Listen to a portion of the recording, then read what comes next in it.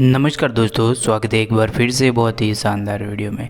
तो आज की इस वीडियो में बात करेंगे हम दक्ष प्रजापति के बारे में, जो एक सृष्टि के एजेंट है और साथ ही दिव्य राजा ऋषि भी है। उनकी प्रतिमा एक मोटे शरीर और सुंदर चेहरे वाले या व्यक्ति या बकरी के सिर के रूप में दर्शाती है। महाकाव्य महाभारत में दक्ष और उनकी पत्नी को क्रमशः सृष्टिकर्ता ब्रह्मा के दाहिने और बाएं अंगूठे से प्रकट होने का वर्णन किया गया है। मत्स्य पुराण के अनुसार दक्ष, धर्म, कामदेव और अग्नि क्रमशः ब्रह्मा के दाहिने अंगूठे, छाती, हृदय और भौहों से पैदा हुए थे। भागवतम पुराण सहित कई ग्रंथों के अनुसार दक्ष का जन्म 2 बार हुआ। पहला ब्रह्मा के मानस पुत्र, मन से निर्मित पुत्र के रूप में, और बाद में प्राचेतस मानरिषा के पुत्र के रूप में हुआ। बाद में पौराणिक मिथकों के विपरीत ऋग्वेद में कहा गया है कि दक्ष और देवी अदिति एक दूसरे से निकलते हैं। इस प्रकार वह उनके पुत्र और पिता दोनों है। कई पौराणिक शास्त्रों के अनुसार दक्ष ने अपने पहले जन्म में प्रसूति से होकर दूसरे जन्म में अश्विनी से विवाह किया था। प्रसूति से स्वयंभू मनु की पुत्री बताया गया है, जिससे दक्ष को 16, 24 और 60 पुत्रियाँ थी। शास्त्रीय स्रोत के आधार पर अश्विनी, जिसे पंचजनी और विनानी भी कहा जाता है, वीरना पंचजन नामक एक अन्य प्रजाति की पुत्री है। दक्ष को ब्रह्मा द्वारा दुनिया में निवास करने के लिए नियुक्त किया गया था। उन्होंने मन से देवताओं, ऋषियों, असुरों, यक्षों, राक्षसों का निर्माण किया, लेकिन आगे सफल नहीं हो पाए। विंध्य में सफल तपस्या के बाद भगवान विष्णु ने अश्विनी को अपनी पत्नी के रूप में प्रदान किया और यौन संबंध बनाने का आग्रह किया। पुराणों में दक्ष को चंद्रमा के घटने बढ़ने के लिए जिम्मेदार बताया गया। चंद्रदेव ने दक्ष की 27 बेटियों से विवाह किया, जो 27 नक्षत्रों या प्रतिनिधित्व करते हैं। उनमें से चंद्र ने रोहिणी का पक्ष लिया और अपना अधिकांश समय साथ बिताना तय हुआ। अन्य 26 बहनें ईर्ष्यालु हो गई और अपने पिता से शिकायत की। दक्ष ने पहले चंद्र को मनाने की कोशिश की, लेकिन अपने प्रयासों को निष्फल देखकर उन्होंने चंद्र को देवता को बीमार होने की और चमक खोने का श्राप दे दिया। चूँकि चंद्र वनस्पति के भी देवता थे, इसलिए वनस्पति मरने लगी थी।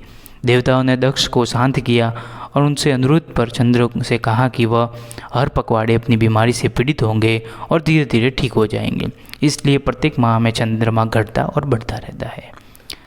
दक्ष यज्ञ को हिंदू धर्म में कई संप्रदायों के निर्माण और विकास में एक महत्वपूर्ण मोड़ माना जाता है।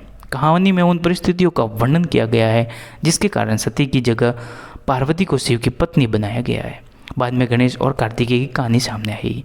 दक्ष की पुत्रियों में से एक, जिसे अक्सर सबसे छोटी कहा जाता है, सती थी, जो हमेशा शिव से विवाह करना चाहती थी। दक्ष ने मना किया, लेकिन बाद में अनिच्छा से उसे अनुमति दे दी। उसने शिव से विवाह कर लिया। एक बार दक्ष बृहस्पतिवार यज्ञ का आयोजन किया, जानबूझकर शिव और सती को आमंत्रित नहीं किया। भले ही शिव हतोत्साहित किया गया, जिन्होंने दक्ष द्वारा आयोजित एक समारोह में जाने के लिए नहीं कहा था, जहां उनके पति और उन्हें आमंत्रित भी नहीं किया गया था। माता पिता के बंधन में सती को सामाजिक शिष्टाचार और अपने पति की इच्छाओं को अनदेखी करने के लिए मजबूर किया। सती अकेले समारोह में गई। दक्ष ने तिरस्कार किया और मेहमानों के सामने अपमान किया। सती और उसका अपमान अधिक सहन करने में असमर्थ बलिदान की आग में भाग गई और खुद को आग में डाल दिया।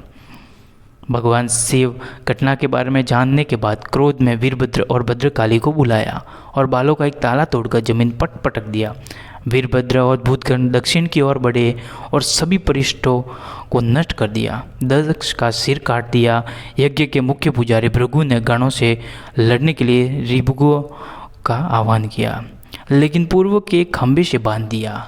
उनकी दाढ़ी को जबरदस्ती नोच लिया। हॉरेस हेमन विल्सन के अनुसार विहनी के हाथ काट दिए, भग की आंखें निकाल ली गई और पूषा के दांत तोड़ दिए गए। यम की गदा तोड़ दी गई। देवी की नाक काट दी गई। सोम को पीटा गया, जबकि स्वयंभू मन्वंतर के इंद्र यज्ञेश्वर ने हिरण के रूप में भागने की कोशिश की, लेकिन उनका सिर काट दिया गया। दक्ष ने भी भागने की कोशिश की, लेकिन वीरभद्र ने उनके पकड़कर उनका सिर काट दिया। कुछ किंवदंतियों का कहना है कि अपने हाथों से दक्ष का सिर काट दिया था, सिर को आग में फेंक दिया।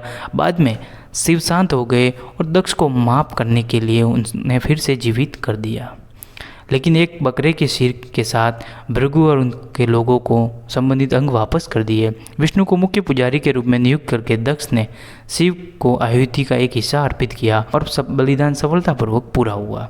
अगर आपको दक्ष के बारे में ये जानकारी या वीडियो अच्छा लगा हो तो वीडियो को लाइक करें और चैनल पे नए हो तो चैनल को सब्सक्राइब जरूर करें।